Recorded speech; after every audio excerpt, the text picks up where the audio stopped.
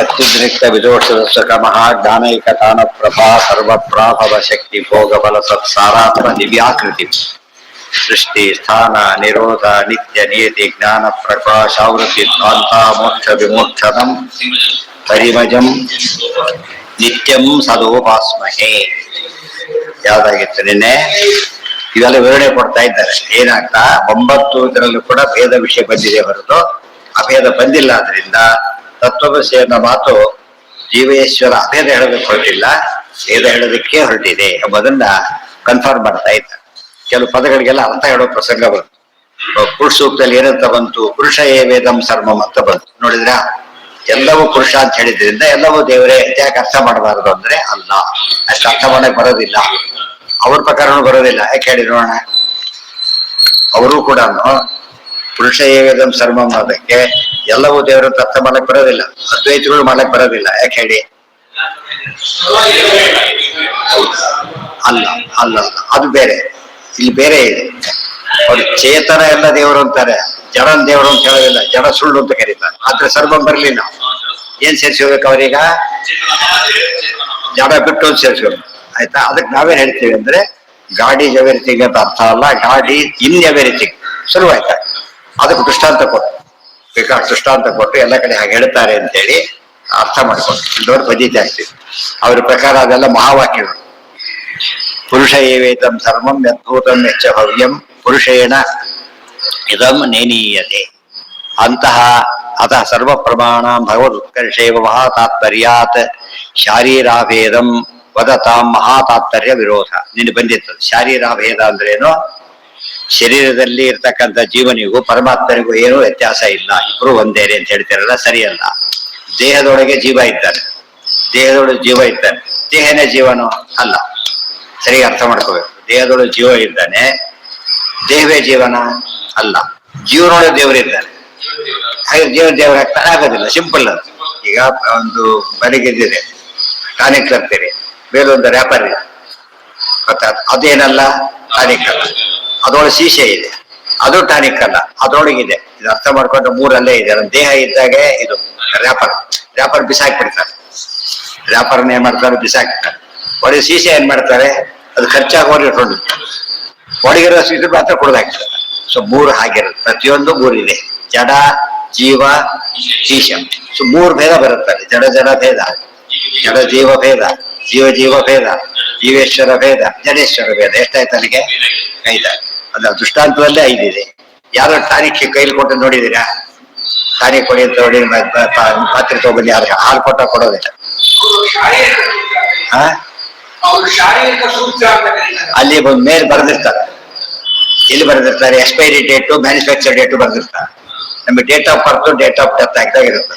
Date of birth, date of expiry date ಆದ್ರೂ ಉಪಯೋಗ ಇಲ್ಲ. ಅದಕ್ಕೆ ಡೇಟ್ ಆಫ್ ಬರ್ತ್ ಅದು ಎಂದು ಮ್ಯಾನುಫ್ಯಾಕ್ಚರ್ ಆಗಿದೆ ಅದು ಗೊತ್ತಿರ್ತದೆ. ಆದ್ರೆ ಇದನ್ನು ಬರೆದಿರ್ತಾರೆ, ಓದಕ್ ಬರಲ್ಲ ನಮಗೆ. ಅಷ್ಟು ಎರಡು ಬರೆದಿರ್ತಾರೆ. ಹಳ್ಳಿಯವ್ರು ಎಕ್ಸ್ಪೈರ್ ಆಗಿದೆ ತಗೊಂಡೋಗ್ಬಿಡ್ತಾರೆ. ಅದು ಓದಕ್ ಬರೋದಿಲ್ಲ, ಅಂಥವ್ರಿಗೆ ಮಾಡಿಬಿಡ್ತಾರೆ. ನಮ್ಮ ಮನೇಲಿ ಎಲ್ಲ ಬರೆದಿರ್ತಾರೆ, ಗೊತ್ತಾಗೋದಿಲ್ಲ ಅಂತ ಹೇಳ್ತಾರೆ. ಪ್ರತಿಯೊಂದು ಡೇಟ್ ಫಿಕ್ಸ್ ಆಗಿರುತ್ತೆ.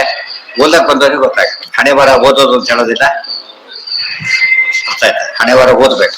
ಅದ್ರಲ್ಲಿ ಎಜುಕೇಟೆಡ್ಗೆ ಉಪಯೋಗ ಆದಾಗ ಅದಕ್ಕೆ ಓದಕ್ ಬರೋದಿಲ್ಲ. ಇವತ್ತು ತಿಳುವಳಿಕೆ ಇಲ್ಲದವರು ಡೇಟ್ ಆಫ್ ಡೆತ್ ಮರ್ತೇ ಬಿಡ್ತಾರೆ. ಬರೆದಿಲ್ಲ ಆದ್ರಿಂದ ಇರ್ಲಿಕ್ಕಿಲ್ಲ ಅನ್ಕೊಂಡ್ಬಿಡ್ತಾರೆ. ಡೇಟ್ ಆಫ್ ಡೆತ್ ಬರೆದಿಲ್ಲ ಆದ್ರಿಂದ ಡೆತ್ತೇ ಇರ್ಲಿಕ್ಕಿಲ್ಲ ಅಂತ ತಿಳ್ಕೊಂಡು ಮಾಡ್ತಾರೆ. ಹಾಗೆಲ್ಲ ಮಾಡಬಾರ್ದು.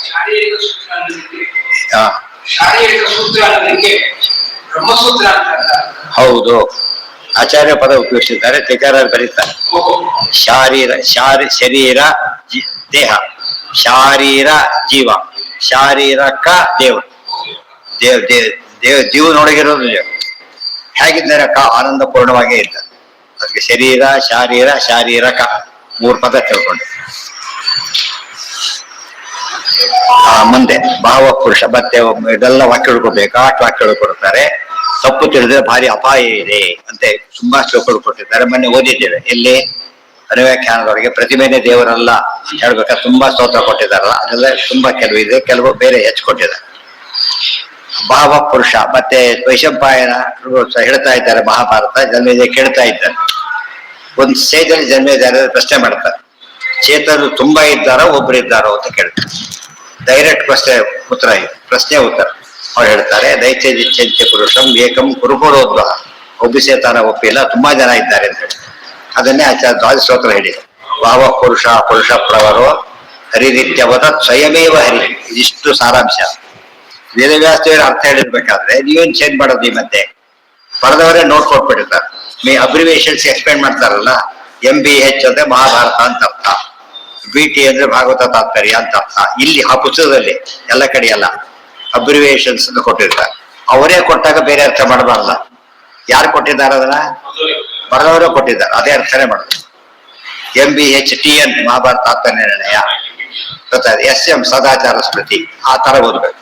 ಆ ರೀತಿ ಗೈಡೆನ್ಸ್ ಕೊಟ್ಟಾಗ ಬೇರೆ ಅರ್ಥ ಮಾಡ್ಕೊಳ್ತಾರೆ ತಪ್ಪಲ್ವಾ ಅಂತ ಕೇಳಿದ್ರೆ ಉತ್ತರ ಕೊಡಕ್ ಬರಲ್ಲ.